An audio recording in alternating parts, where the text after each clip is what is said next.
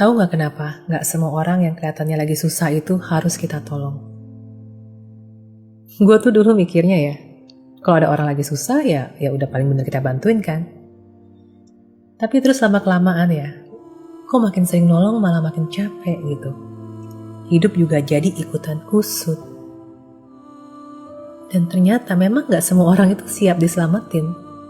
Ya kita hanya bisa menolong orang yang mau ditolong kan.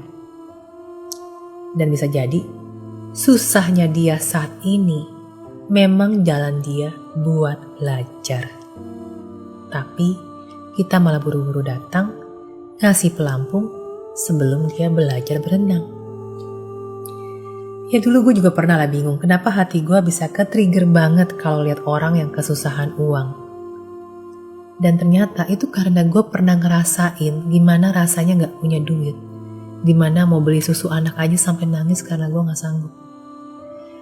Jadi yang kegetar itu bukan peduli gue, tapi trauma gue sendiri untuk luka yang sama dengan yang dia sedang hadapi, yang ternyata belum pulih di diri gue sendiri.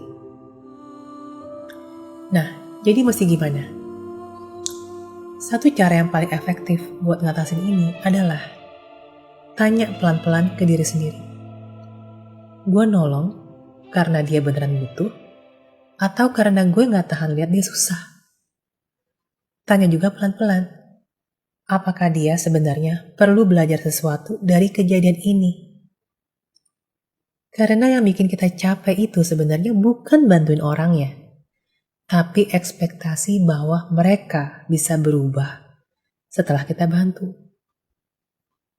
Dan gue belajar satu hal, sesayang-sayangnya elo sama orang yang elo tolong, ada hal-hal yang memang harus dia lewatin sendiri.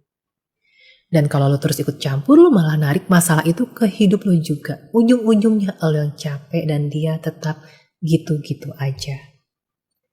Dan ini bukan masalah nolong kok malah milih-milih, tapi soal tahu batas. Kayak ibaratnya lo punya 1 galon air, kalau lo tuang ke semua orang tapi gak pernah isi ulang, elunya kering, mereka pun juga gak kenyang hausnya. Jadi pertanyaannya sekarang, bisa gak lo nolong orang tanpa ngerusak diri lo sendiri? Karena niat baik, kalau gak dipakai kesadaran, ujung-ujungnya bisa nyakitin dua-duanya.